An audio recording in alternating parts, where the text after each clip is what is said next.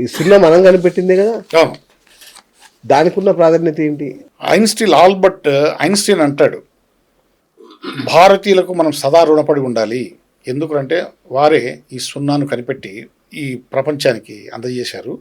ఈ సున్నా లేకుంటే అసలు ఈ గణిత శాస్త్రమే సున్నా ఆ, అందరికి కంప్యూటర్లు కూడా సున్నానే కదా కంప్యూటర్లు కూడా అని చెప్పారు. సో భారతదేశం యొక్క గొప్పతనం సున్నా కనుక్కోవడంలో ఉంది. సున్నాలో ఏముంది అంటాం, సున్నాలో ఏముంది కదా, సున్నా కనుక్కోవడమే భారతదేశం గొప్పతనం. అదే కదా. దానికి ఒక విలువను ఆపాదించడం భారతదేశం గొప్పతనం. అలాంటి దాన్ని ఆల్బర్ట్ ఐన్స్టీన్ గారు గుర్తించి భారతదేశానికి రుణపడి ఉన్నాం, ప్రపంచమంతా భారతదేశానికి రుణపడి ఉంది అని చెప్పింది. అది చాలా గొప్ప విషయం. గొప్ప విషయం. అలాంటి గొప్ప వ్యక్తి ఒప్పుకోవడం అనేది అద్భుతం. అన్నగారు ఇంకొక సందేహం, ఈ స్త్రీలకు మాంగళ్యం వేస్తారు కదా, పురుషులకు జంధ్యం వేస్తుంటారు, దీనికి ఏమన్నా సంబంధం ఉందా? ఇది ఒక గొప్ప సంప్రదాయం. ఎందుకంటే స్త్రీ మాంగళ్యాన్ని అంటే బంగారుతో చేసుకోకముందు 9 పొరలతో దారానికి పసుపు రాసి 9 పొరలతో ఆ యొక్క మంగళసూత్రాన్ని తయారు చేస్తాం. అలాగే జంధ్యాన్ని కూడా 9 పొరలతో తయారు చేస్తాం. అవునా? ఈ రెండు శరీరానికి తగలడం వల్ల మనిషిలో ఒక పాజిటివ్ ఎనర్జీ వస్తూ ఆధ్యాత్మిక చింతన పెరుగుతుంది.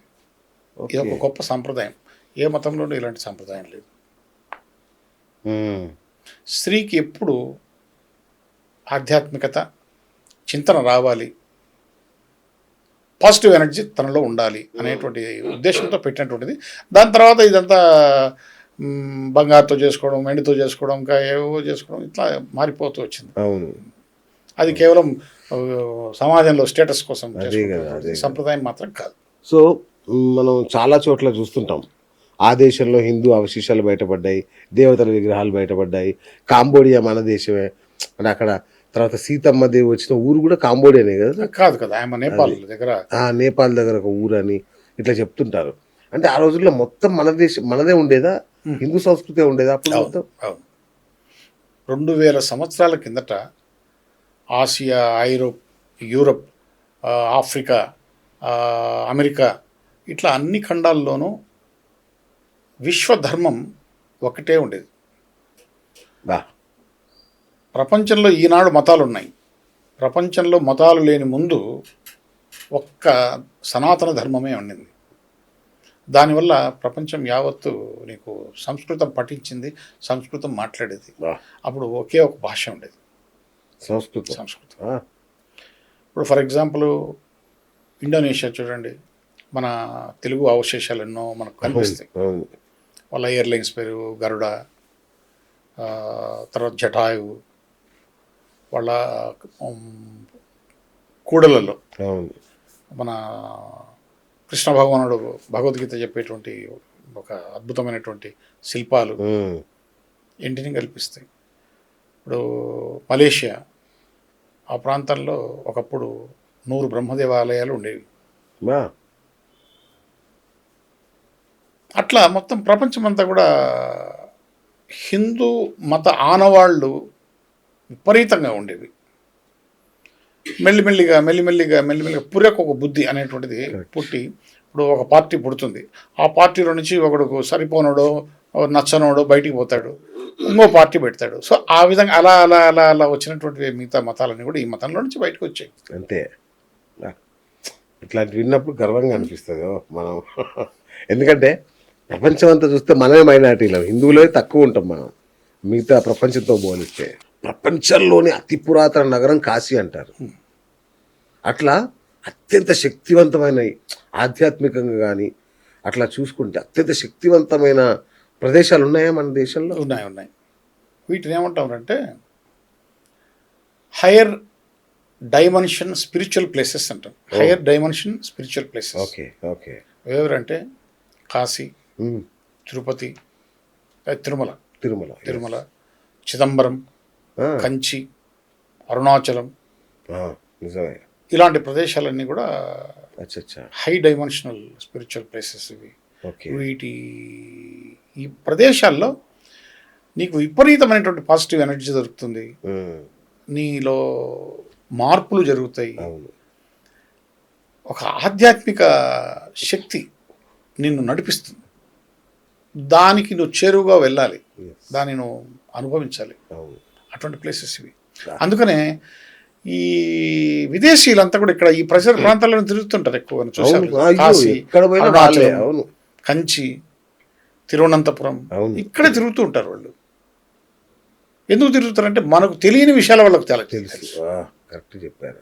కాబట్టి వాటిని వెతుక్కుంటూ వచ్చారు. ఆధ్యాత్మిక దాహం తీరాలి అంటే భారతదేశం తప్ప మనిషికి ఇంకొక వేరే దారే లేదు, వేరే ప్రదేశమే లేదు. కాస్మిక్ ట్యాక్స్ ఇట్లాంటి పదాలు కొన్ని విన్నాను నేను. ఏంటి అవి అసలు, వాటి అర్థం ఏంటి? కాస్మిక్ అకౌంటబిలిటీ సిస్టమ్ అంటే ప్రకృతి మనకు, నాకు తెలిసిన మటుకు 90% అన్ని ఉచితంగా ఇస్తుంది. 100% ఉచితమే. అవన్నీ మనం ఉచితంగా పొందుతాం. పొందినందుకు ప్రతిఫలంగా నీవు కృతజ్ఞత చూపించాలి ప్రకృతి పట్ల. పోగా చెడగొడుతున్నాం మనం. ఆ అకౌంటబిలిటీ సిస్టాన్ని నువ్వు మెయింటైన్ చేయడంలే. మీరు రెండోది కాస్మిక్ ట్యాక్స్ అన్నారు. అవును. నువ్వు ఏదైతే పొందావో ప్రకృతి నుంచి ఉచితంగా, ఆ ప్రతిఫలంగా ట్యాక్స్ చెల్లించాలి. ఓకే. అది ఏం ట్యాక్స్? అది ఏ రూపంలో చెల్లించేది అంటే ప్రకృతిని డిస్టర్బ్ చేయకుండా, ప్రకృతి యొక్క ఈ వాతావరణాన్ని కలుషితపరచకుండా, ఎకలాజికల్ బ్యాలెన్స్ను నాశనం చేయకుండా, ప్రకృతిని ప్రేమిస్తూ గౌరవిస్తూ. చాలా పెద్ద కోరిక మీది.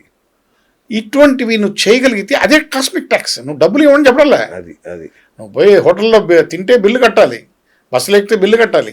నువ్వు ప్రకృతి ఇచ్చినటువంటి వాటికి ప్రతిఫలంగా నువ్వు చేయాల్సింటి ఆ కాస్మిక్ ట్యాక్స్ అనేటువంటిది ఇంతే. దాన్ని ఉన్నట్టుగా ఉండని ఇవ్వడం లేదు. ఎట్లా అంటే మీరు అడిగిన కోరిక చాలా చిన్నదే, కానీ అది అసాధ్యం. అది ఈ జనరేషన్ తెలుసుకోవాలి. ఒరే, ఈ యొక్క కాస్మిక్ అకౌంటబిలిటీ సిస్టంలో మనం కాస్మిక్ ట్యాక్స్ని ఎట్లా కట్టాలి, జిఎస్టీ ఎట్లా కట్టాలో తెలుసు వీడికి. అవును. బ్రహ్మాండం. ఏదో సేల్స్ ట్యాక్స్ ఎట్లా కట్టాలో తెలుసు. ప్రకృతికి మనం కట్టాల్సినటువంటి ట్యాక్స్ ఏం తెలియదు, ఎలా కట్టాలి, ఏ రూపంలో కట్టాలి అనేటువంటి విషయం తెలియదు. అందుకని మనం ఆ విషయాలని మాట్లాడుతున్నాం. కరెక్ట్. అందుకే ఇంత బాధలు కూడా అనుభవిస్తున్నాం మనం. రైట్. ఇంతకు ముందే మనం చర్చించుకున్నాం దశావతారాల్లో శ్రీనివాసుడు లేడు అని. అంటే ఈ దశావతారాల గురించి మనందరికి తెలిసిందే. దానిలో ఇంకా మనకు తెలియని విశేషాలు ఏమైనా ఉన్నాయా దశావతారాల గురించి? దశావతారాలు అంటే దీంట్లో దశావతారాలు అన్ని కలియుగంలోనే వచ్చినాయనుకుంటారు చాలా మంది. తెలియదు. అంటే పూర్తిగా అవును పరిశోధన చేసిన వాళ్ళు, చదువుకున్న వాళ్ళకి తెలుసు. అవును. అంటే లైట్గా పోయే వాళ్ళకి తెలియదు. అవును. భాగవతంలో విష్ణుమూర్తి 21 అవతారాలు ఎత్తినట్లు రాయబడింది. 21. అయితే దాంట్లో దశావతారాలను మనం తీసుకున్నాం. ఇప్పుడు దశావతారం అంటే 10వ అవతారం రావాలి. అవును. ఎప్పుడు వస్తుందో తెలియదు. కలికి అవతారం రావాలి. సో ఇప్పటికి 9 అవతారాలు అయిపోయినాయి.